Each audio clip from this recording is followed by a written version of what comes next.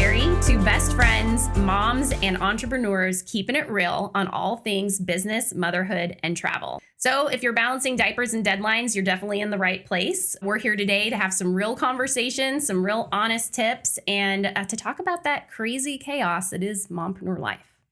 Yes, today we're going to deep dive into hormones, which I honestly knew nothing about, definitely knew nothing about before I met my good friend Monica. She is actually a nurse practitioner. She is the CEO of Impact Family Wellness. She is an entrepreneur, a mom, just like us, stuck in the rut, but somehow thriving, all of the above. And she's going to tell us why we feel the way we feel and help us get through it. Yeah. Thank you, ladies, for having me back again. So menopause is a thing and it hasn't been talked about for decades. It was like the baby boomers just decided we're just going to suck it up, I guess. Yeah. And part of that has to do with old school medical studies. But it's finally coming to light where menopause doesn't have to just suck. We also always thought like menopause is for old ladies. But turns out perimenopause, which is the years before menopause, are equally as shit. Am I allowed to say that word? Yeah, sure. Yeah, go for it. Equally as shitty as menopause itself. And so a lot of this is now coming to light. And so we're here to talk about it. So perimenopause is a time frame between 10 to 15 years on average. Average age of menopause is 54, 51, depending on which study you read, right?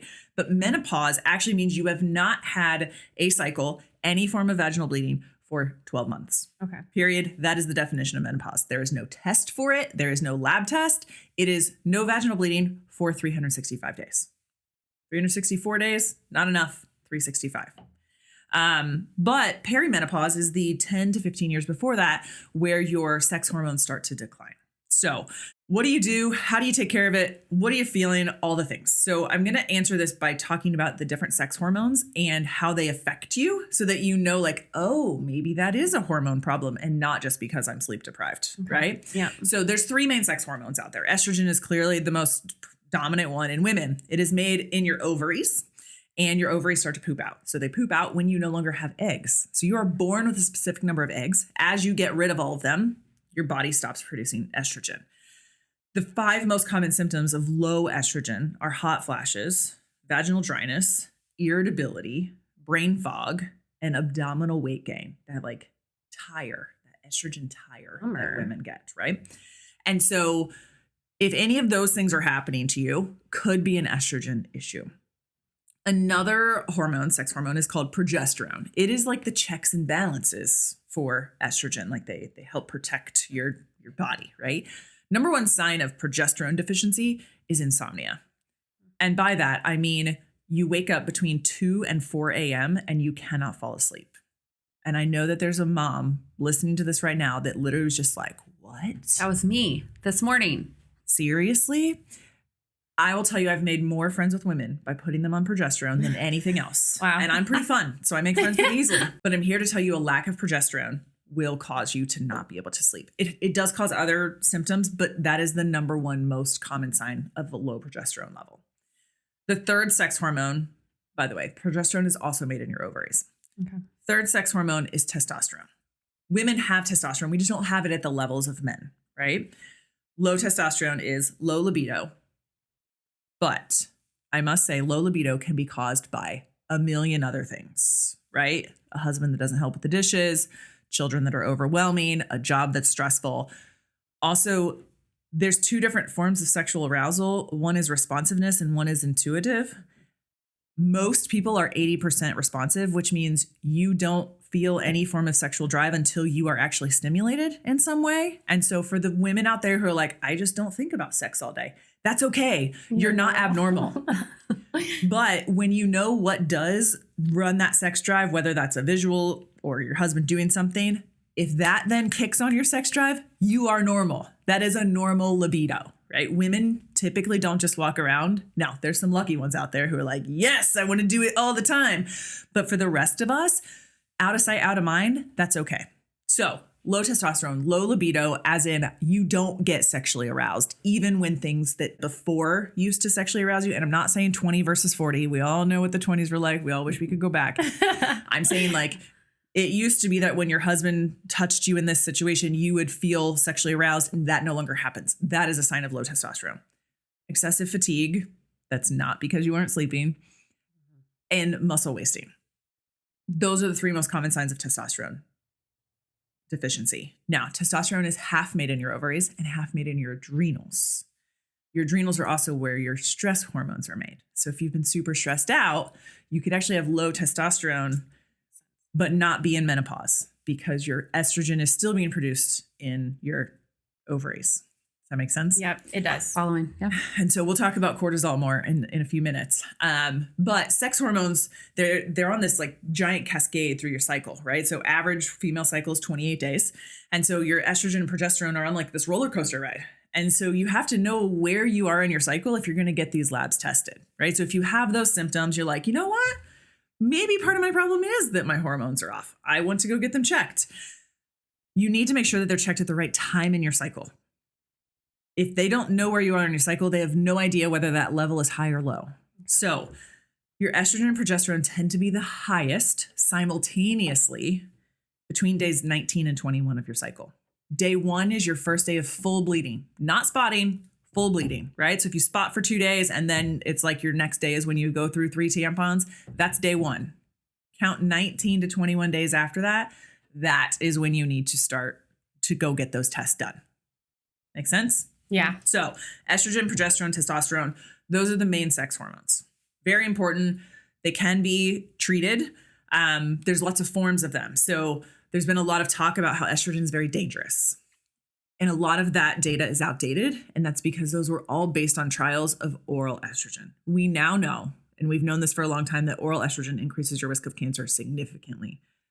I never, ever, like this is a very strong like line in the sand. I never prescribe oral estrogen for women. It is just too dangerous. There's no reason for it. And we have alternatives. Patches, estrogen patches are by far my favorite. They're bioidentical. So they're exactly what your body produces. You can get them at your local pharmacy. You don't have to get them compounded. It's all, so bioidentical is not a pharmaceutical name. It's a marketing name, to be honest. So yes, the transdermal estrogen patches that you can get at your local pharmacy for $20 a month, they are bioidentical. So estrogen patches are by far my favorite. You can use estrogen cream. If your only symptom of estrogen deficiency is vaginal dryness, aka you have sandpaper between your legs, then vaginal cream is very helpful. And especially when you get to postmenopause, a lot of women will have issues with genitourinary problems. So a lot of UTI issues. That is where estrogen cream is very helpful. So if you are in postmenopause and you have UTIs constantly, a little bit of estrogen cream goes a long way in that world. And you can use estrogen cream and a patch simultaneously. Oh, wow. As far as the labs go, they're very helpful, but you can't just treat a patient off of lab work, right? If it was that easy, I wouldn't need a license to do what I do, right? So you also need to make sure that you're finding a provider who's treating you as a human being and not as a lab rat. They need to listen to your symptoms because what your normal is and what my normal is could be very different, right? Those normal ranges are based off of an average bell curve. Yeah. But what if you sit outside the bell curve? So if you have all the signs and symptoms, right? So if you tell me I don't sleep between 2 and 4 a.m., like I wake up every day, I honestly don't give 2 shits what your actual progesterone level is because we're going to try it. Take this little baby pill at night, right? Don't get me wrong. I don't want to be a pill pusher. That's not why I'm here. There's a time and a place for a medication.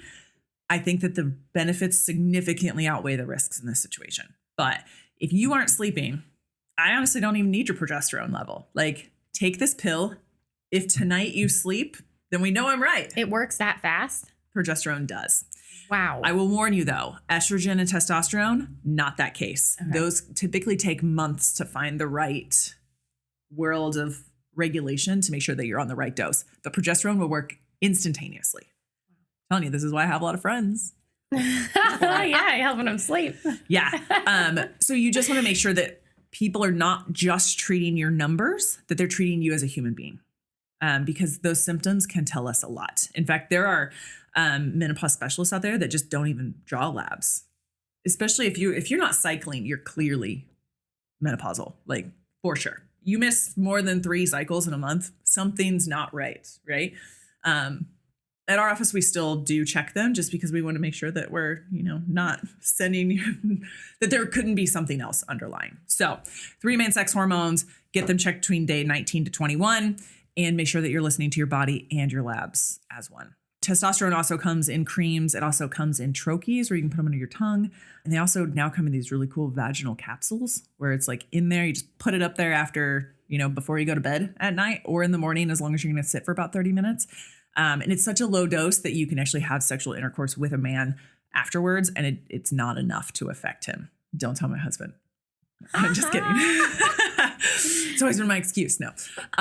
So, hormones can be great as long as we're treating the right thing, but you also have to be careful, right? So I had a really low testosterone level. I started testosterone thinking that was the problem. And I got real bitchy. Like, I almost punched a student because she was eating celery. It was like, and I was like, I'm going to take you down. So my body doesn't process it correctly. So my testosterone just went sky high really fast. And so you have to really pay attention. And that is a key to hormone treatment, is that you really hone in on your symptoms, because that's ultimately what we're treating. We're not treating your numbers. We're trying to get you to feel better. So if you're here because of weight gain and irritability, then you really need to pay attention to what's happening on the medicine so that we know which way to go and how to do it. We'll also tell you there's some people that say you can take that if you have an intact uterus, you have to take progesterone with estrogen. And that if you don't have a uterus, like you've had a hysterectomy, that you don't need it. I'm here to tell you I do not believe in this. And it's because you still have these same cells in your breast tissue. And so if you still have boobs, then you still need the progesterone. So you can take progesterone without estrogen, but not vice versa. Okay. This is my own. Some say that you can, but you can absolutely take progesterone all by itself. No problems. There's birth controls that are just made with that. It's not a problem. So if you're just not sleeping, great fix for you. But if you have the estrogen issues and you need estrogen, I'm going to tell you need some form of progesterone to keep the checks and balances so that it doesn't increase your risk of cancer. Those are my red flags on the world of sex hormones. But don't worry, there's more hormones to talk about. In fact, there's 4 more hormones to talk about. So thyroid, right? Big old thing right here in your neck. It controls your metabolism. Your thyroid can poop out at any age, right? Doesn't matter. So biggest signs that your thyroid is not working: fatigue, weight gain, cold intolerance, cold all the time, constipation, dry skin, and no lateral eyebrows. If you lose your lateral eyebrows, like you have the middle, but you lose the outside and it's not due from overplucking of the 90s, can be a very true tell sign of a hormone problem. Now, what hormones do you need to get checked? You need a TSH level. That's a thyroid stimulating hormone. Very common. Everybody does it. It's part of your annual physical. To be honest, it's the worst of them all. Your thyroid stimulating hormone is actually made in your pituitary gland, not your thyroid. So your pituitary gland is saying, hey, thyroid, I need more thyroid hormone, but it's not actually your thyroid hormone that it's checking. Your real thyroid hormones are your T3 and your T4. So if no one has ever checked your T3 and T4, they have no idea what your actual thyroid hormone is. Most insurance companies will not cover that lab. So you have to be careful with cost, or find an office like mine who will not charge you an arm and leg. But just a TSH level is not enough. It doesn't matter what time, like you have to do it during these days. That can be checked at any time, but incredibly important to your metabolism, especially if you're gaining weight. So don't just think, oh, I'm gaining weight, it must be my estrogen. You have to make sure it's not something else. Along that same line is your insulin level. So insulin is your body's ability to put glucose where it belongs, right? So not using insulin appropriately is the number one cause of type 2 diabetes, right? So your body doesn't know how to use it. And so, to be honest, an insulin level is the number one indicator of diabetes, not a glucose level, not an A1C. It is insulin. Unfortunately, most insurance companies won't cover this, so just be careful.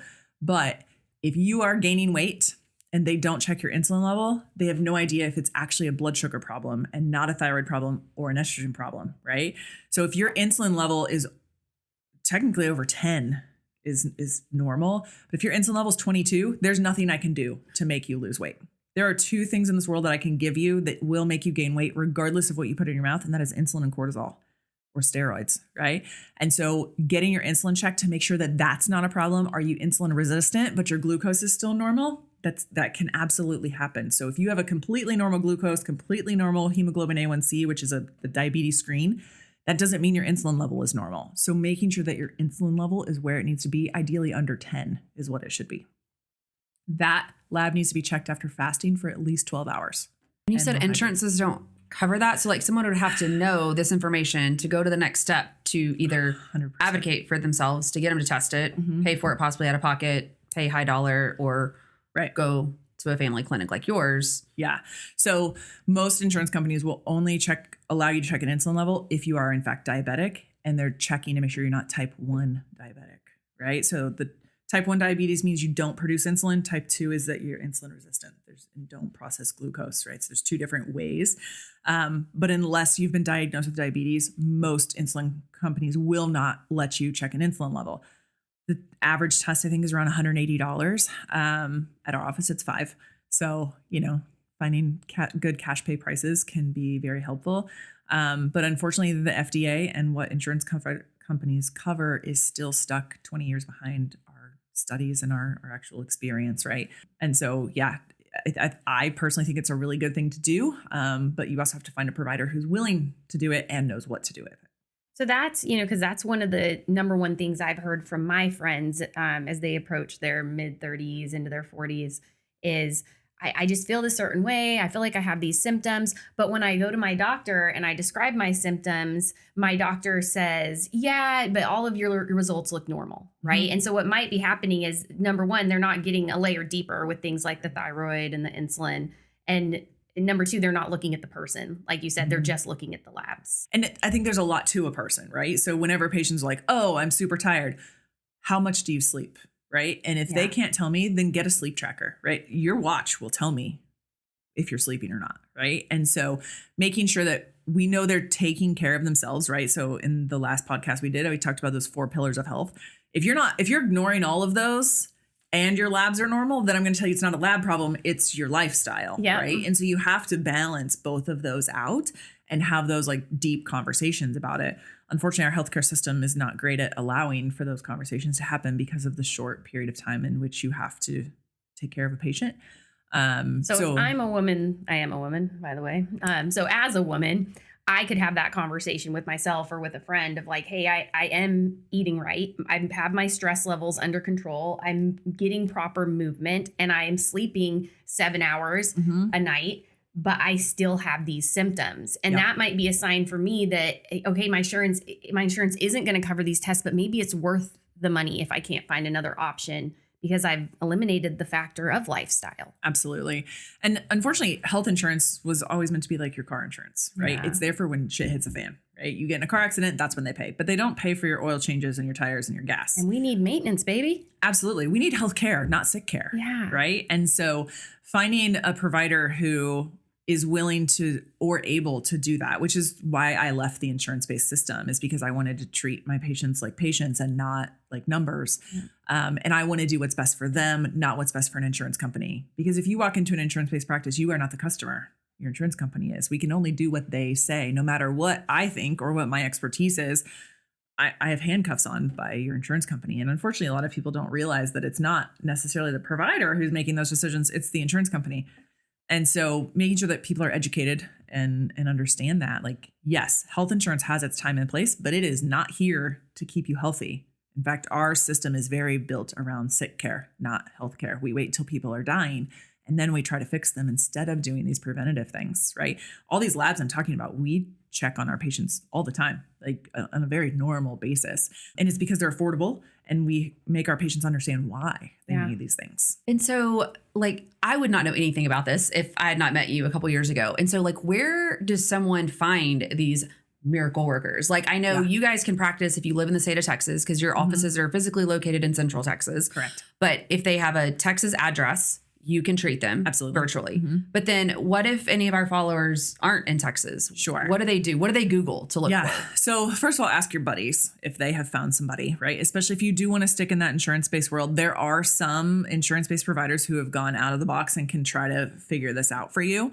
But direct primary care is the model of healthcare that I follow. And there are about 2,000 offices like mine across the country. And so if you do a Google search for direct primary care mapper, there is a map that's on DPC Frontier is what it's called. And it will give you a map of all of the offices like mine across the country. Now, are they awesome like me? I can't guarantee that. But those providers who are in those offices have chosen to leave the insurance world. And as much as people are like, oh, you don't take my insurance, I'm out. I'm not paying for, like, I already pay for insurance. Why would I pay for you? It's like, well, because I'm actually here to take care of you. Like, your insurance is here for if you need your appendix removed or God forbid you get cancer. But that insurance company is not looking out for you. I'm looking out for you. And so most direct primary care offices, their memberships are below $100 a month, right? And that's for unlimited care. You can come in as many times as you want and actually get a person that takes care of you. Most of them don't require contracts. And so you can always try it out, right? We offer a money back guarantee in my office. If you come in and you're not satisfied in the first 30 days, you send me an email, I will give you your money back. I'm that confident that we do what we say we do. And so you just have to find those providers who are no longer in the handcuffs or are willing to look outside the box. And you guys do more than just hormones too, obviously, right? Like you do wellness exams. And if you actually have a cold, we can come see you too, right? So we are full primary care and urgent care, basically. So we do everything from colds, flus, COVID, strep, all of that jazz to high blood pressure, diabetes, birth control. We do pap smears. We do annual physicals. Annual physical and your extensive annual physical lab work is all included. So like that TSH, T4, T3, all include, like we don't even ask. It's just done. It's not even a question because we really do want to take care of our patient. So in the insurance-based world, they get paid every time you come in the office. So to be honest, they're incentivized to keep you sick because it's like, oh, come back and see me, which sucks. But that's how the business of insurance-based healthcare works.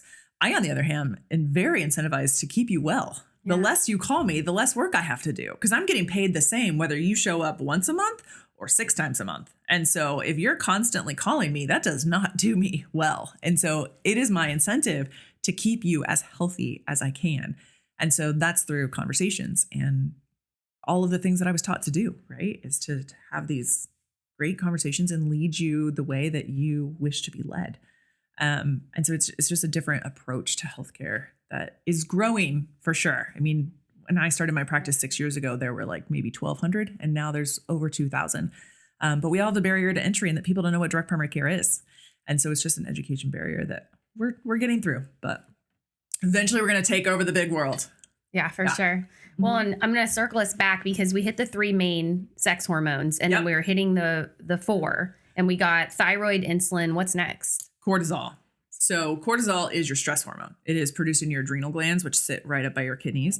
And this is your like flight or fight, right? So whether you're in a place where you want to run or you're ready to like fight the bear, that is your cortisol level. And so unfortunately, we live in this world of stress. And so our bodies are constantly producing cortisol. And if your cortisol level is high, you're going to feel like crap. You're going to be tired.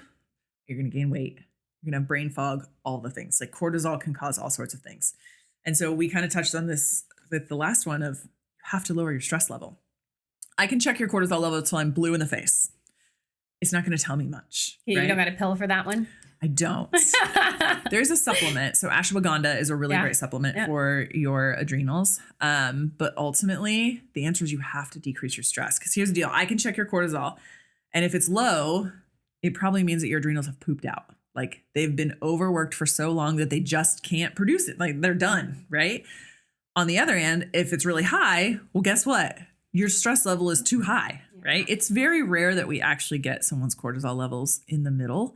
And if that's the case, then great. Your adrenals are either on their way to pooping out or you've actually controlled your stress and you're doing fine, which means then those symptoms are from something else. So to be honest, checking your cortisol level, not that helpful. To be honest, it's much more, how are you living your life? That is a better question for that.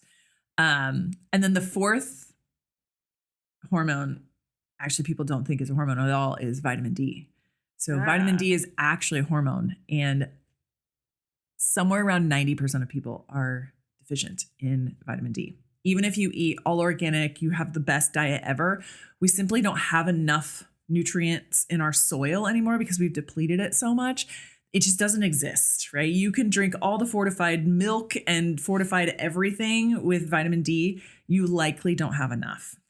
We also have to get sunshine, right? So walking outside, getting at least 10 minutes of unprotected, right? I'm all about sunscreen, but you need 10 minutes of unprotected sun in order to absorb it appropriately. The FDA guidance is 2,000 international units a day is what they say you should take. I'm here to tell you it's not. Like, it needs to be at least double that. Really? And it 'Cause can't I take be 2,000. Yeah. So double it. And it Okay. also has to be a Wow. reputable source. So there's a few different types of vitamin D, and some are much more readily absorbable than others. I'm going to tell you, like, Nature's Valley, Nature Made, whatever they sell at Walmart, and that yellow thing, it's literally just giving you expensive urine. So checking that level. Also, I will tell you, normal vitamin D is considered 30 to 99 typically on lab values. If you're at 30, it's not enough. Yeah. Especially if you're a female, like, it needs to be 60 to 80. And so getting that level checked to make sure it's there, because vitamin D has so much effect on your weight, your immune system, your brain, your mentality, all of it. And so it's incredibly important to make sure that it's up there. There are weekly supplements as well that you can get in a prescription form, which can be a little bit easier for people if they can remember to take it once a week. But making sure your vitamin D level is up there. Is there a brand that you do trust that's over the counter that someone could just go buy at whatever? Amazon? Honestly, not really. Okay. So we get a lot of our supplements from Full Scripts or Orthomolecular. Okay. You just have to get, I think you have to be a provider to order from those. Okay. But, like, we can send a link to anybody and they can order it off of our website. But Awesome. finding something like Pure is a really good brand, Orthomolecular. They've got to be like actual brands, because unfortunately those vitamins that you get over the counter on Amazon or wherever, and not to say they aren't fine, but there's no regulation to what's in them. Right. They could say it's fill in the blank and nothing is being tested. To be On our honest. system. It is. Yeah. And so the word proprietary blend, Yeah. do not buy anything that says that, because that means they don't have to tell you at all what's Yeah. in there. It could be rat poison because it's their proprietary blend, right? Mm-hmm. And so those words make me really nervous. But when in doubt, I would ask a healthcare provider, or find, if it's the cheapest one on the shelf, it's probably not the best. So Okay. Noted. Get what you pay for. Yeah. Yeah. Well, you just think, first of all, I never thought it was a hormone. And I've been taking it for 15 years, right? When I first got into gut health and my autoimmune disease and stuff like that.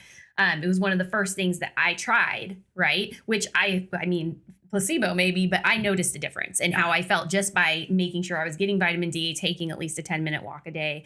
It had a big difference. So this is good, because you've let us know the symptoms, the lifestyle, what we should be getting tested for if, we're having these symptoms. And I guess, one of the questions I have for you, because I lean, Jana says every once in a while, and her husband, that I'm a hippie, right? I was raised in a, pretty, hey, stay away from, medicine, what's natural, age naturally, like, lifestyle, right? sure. So for me, I feel like you've given me some good information about when I should get tested.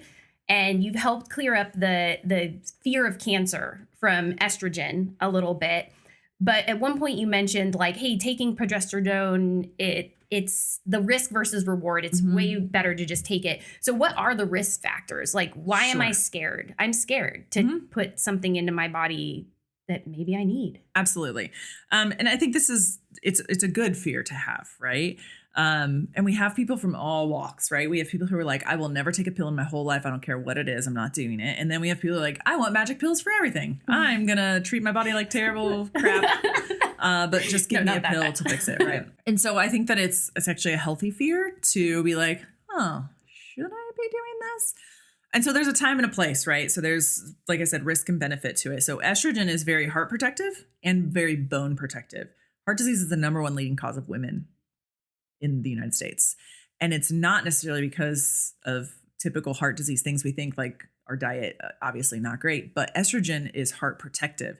And so when you lose that estrogen at the age of 50 and you live till you're 80, your heart no longer has that. And so now we have a lot more studies that show giving you estrogen, especially when it starts to deplete, as opposed to when it's been depleted, can actually protect your heart and all your blood vessels so that you don't have a heart attack and die in your 70s, right? The other place that really helps is bone health. So women are much more prone to osteoporosis. And so by protecting your bones, we protect you from breaking it and dying. So the average female over 65 that falls and breaks a hip, their mortality within 5 years is something around 90%.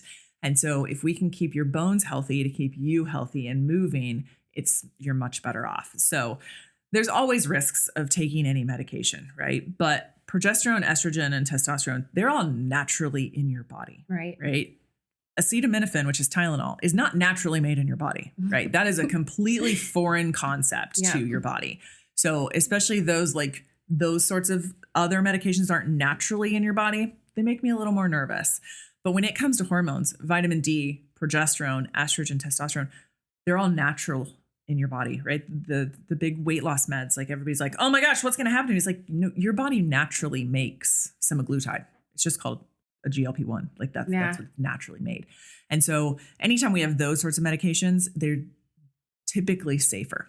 But I mean, drinking water has side effects. Getting in your car has side effects, right? And so it's all about the risk benefit. And especially when it comes to progesterone, if you aren't sleeping, you're going to die. You're going to start gaining weight. You're going to get high blood pressure. You're going to become diabetic because when you don't sleep, you start to crave carbs. You don't work out. You don't do all the things that you need to, right? Yeah. And that's when your body creates hormones. Yeah. So if you don't sleep, your body will not produce hormones. And therefore you're in this giant crawl down the hill. And so it's hard for me to be like, yeah, don't take progesterone and just be an insomniac. And then I talked to a woman the other day and she's like, yeah, I couldn't sleep. And so my doctor put me on Ambien. And I was like, what?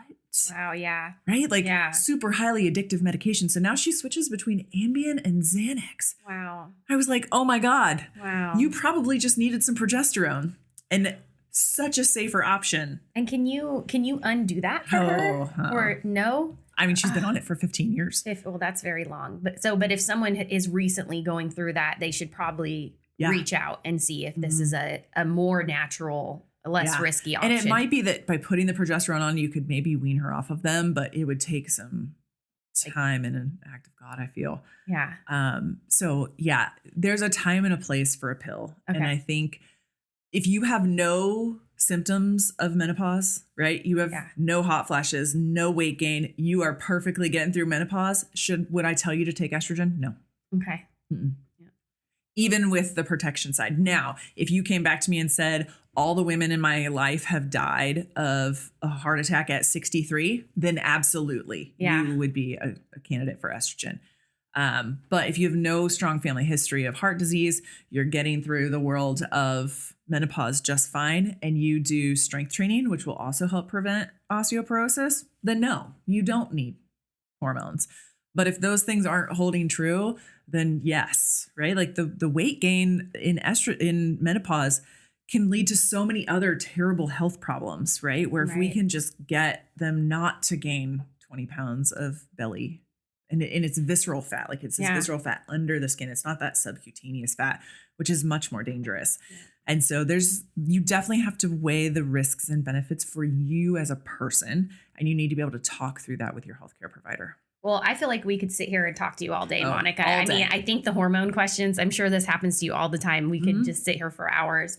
I think we got some really great stuff today, though, and we're definitely going to have you back again because I think more questions are going to pop up from us and from some of our followers as well, certainly. Yeah. Yeah. Just having the awareness of hormones and knowing that it's okay to not be okay and then go ask somebody has been kind of eye-opening. And so I guess I have one recap question. So if I'm in my mid-30s or mid-40s and no symptoms whatsoever, I'm just living my best life, still having a regular cycle, going about my business, whether I've had kids, didn't have kids, have dogs, all of the above, I don't need to come see you. No. Right? Mm-hmm. Okay. It's when I notice any of these things that just feel off or I don't like it and change that not in a good way or for any specific reason. Absolutely. Then. Yeah. And I wish I could say 36 and a half. Right. That's the answer. Right. But everybody does it differently. As much as, the average age is 54, a big determination of that can also be when your mother went through menopause, if she knows, or if she didn't have a hysterectomy. Right? But still, it's totally off. I mean, I'm dealing with this myself right now. I just turned 42 and it's like, wait a second, what is going on? And I know all this information and it's still a struggle for me to be like, what is it? Is it estrogen? Is it what's the problem? Right. And then it's like, but this lab says this, and then I took this and then it made me feel like this. And you just want to pull your hair out, which don't do that. Cause guess what? That'll happen it's too. Going anyways. Right. That'll happen too. Lack of estrogen. It'll all fall out. Oh my gosh. As will testosterone. And so it's just, you have to be patient with it. And so, I mean, like I said, the progesterone, quick fix, no problem. But the rest of it is a slow and steady. Like you can't just expect like, oh, I started my estrogen patch yesterday, I'm now going to feel like $1 million. Like it doesn't work that way. So be patient and be kind to your body. Find a good provider. That's my biggest takeaway from this is ask a friend, find a good provider, maybe even reach out to you guys. Yeah, absolutely. I mean, they're welcome to email me wherever. You guys can put my contact information in the show notes. And Awesome. We're here to help. Awesome. Thank you so much. Absolutely. Thanks for joining us for another episode on Mompreneur Mindset. We hope you're leaving with fresh ideas, a little encouragement, and the reminder that you're not doing this alone. If you've enjoyed this episode, hit subscribe, leave a review, and share it with another mama balancing business and life.